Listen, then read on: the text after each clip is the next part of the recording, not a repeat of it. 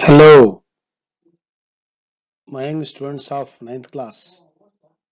Welcome to the today's session. In our previous session, we were understanding on atoms and molecules. Atoms and molecules are the smallest particles of an element and a compound respectively. And elements and compounds are the pure form of matter. Why they are called pure form of matter? Because if you take some 1 lakh atoms, and if all that 1 lakh atoms are same, similar, identical, then that is called as what? That sample is called as what? Element. For example, if you take 1 lakh gold atoms, that all 1 lakh gold atoms are called as a gold element. And if you see 1 lakh sodium atoms, then that is called as what? Sodium element. So that means I am clarifying here what is meant by an element. Element is a substance which is made from similar kind of atoms. If you take 1 gram of an element, in that 1 gram of element, how many atoms are there? All those atoms are similar. That's why elements are the purest form of matter on this earth. In the same way, molecule is a smallest particle of a compound. If you take a glass of water, it contains many small water molecules. One such small water molecule is called as molecule of that whole sample of glass, which has all the properties of that compound.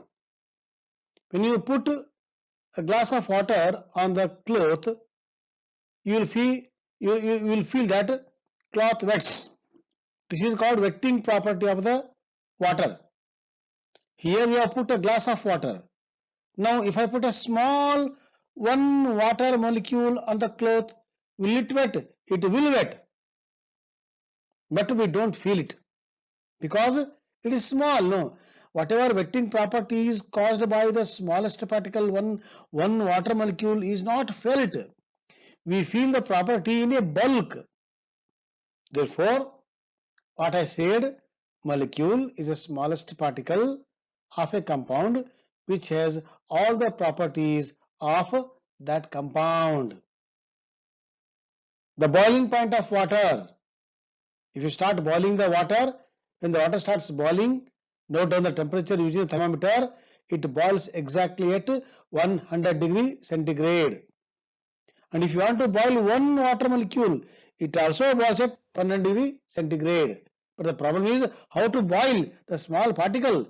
There's a problem. Therefore, we always study the properties as a whole or in bulk, in a group. Okay. So, atoms and molecules are the two smallest particles of an element and a compound respectively.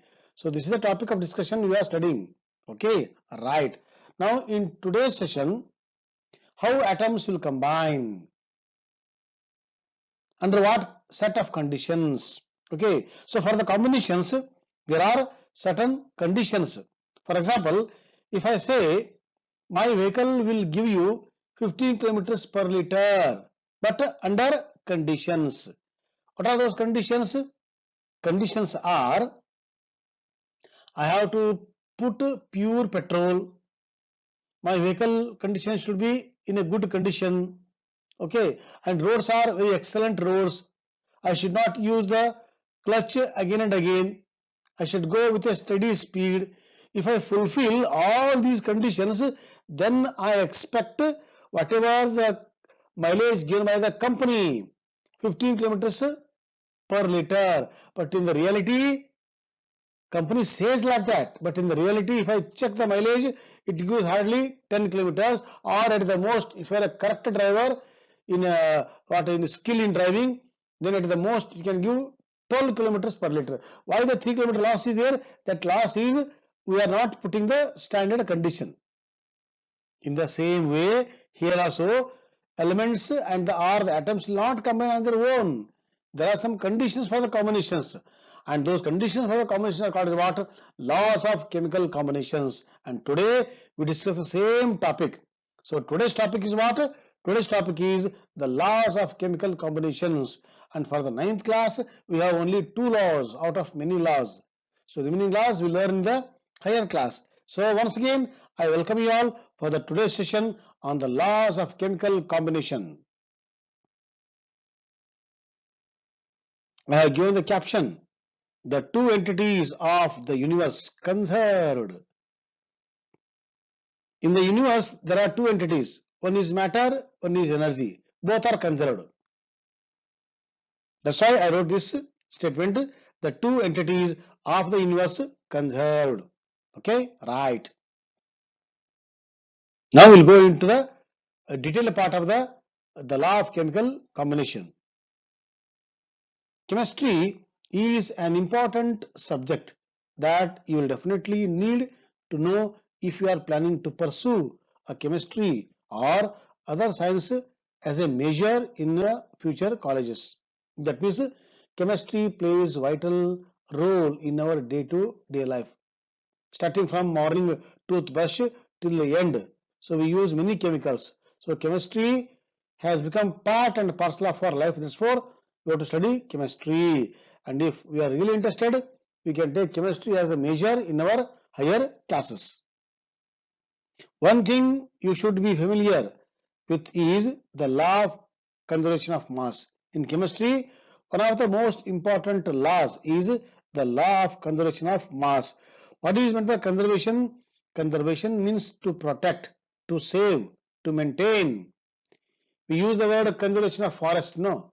So we have to protect the forest. So in the same way, in the chemistry, the most familiar law is what? Conservation of mass. Mass has to be protected. Mass is to be conserved. That is the meaning. What is it? And how is it used in chemistry? Let us see. What is the law of conservation of mass?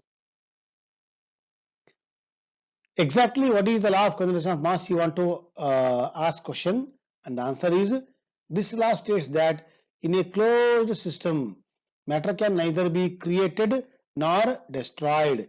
It can only change form. Means during the chemical reaction, when you want to take reactants to convert into the products, they change their form. Matter is not lost. Matter is not created. Only form is changed. That to what? In a closed system. What is this closed system? Take a container. In that you take a water. Start boiling. When water starts boiling, what happens? Water converts into vapor and it escapes to the atmosphere. So that means the mass present in the beaker after the boiling or during the boiling, it converts into what? Vapor mass. That mass, if you don't store, if you don't close, it will escape. So if you want to know whether mass is conserved or not, you have to close it. So when you close it, it will be there only. So total mass before in the liquid form and total mass after in the gaseous form is the same. That you want to convey. So in the closed system, so this lies what? In the closed system, not in the open system. Okay.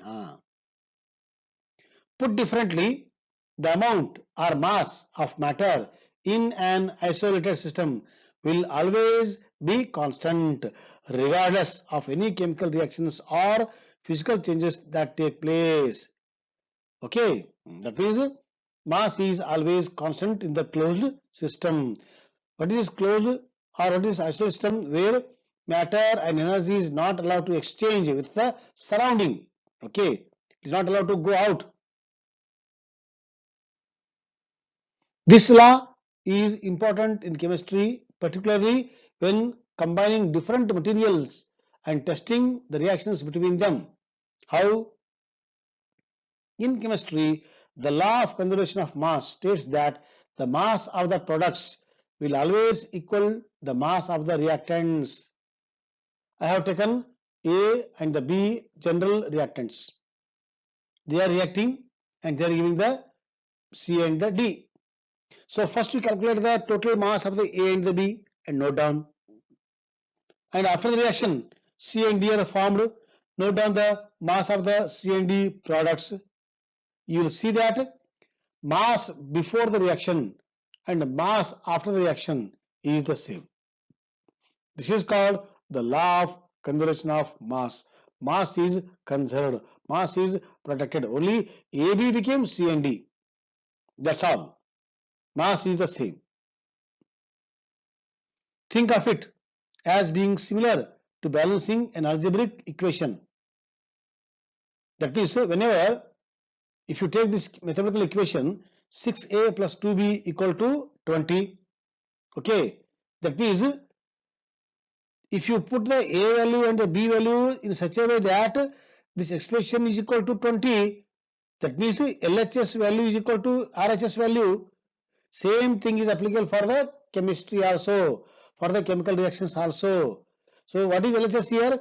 LHS is chemicals which are taking part. They are called as reactant. What is RHS here? In a chemical reaction, RHS means it is the chemicals that are formed after the reaction and they are called as products.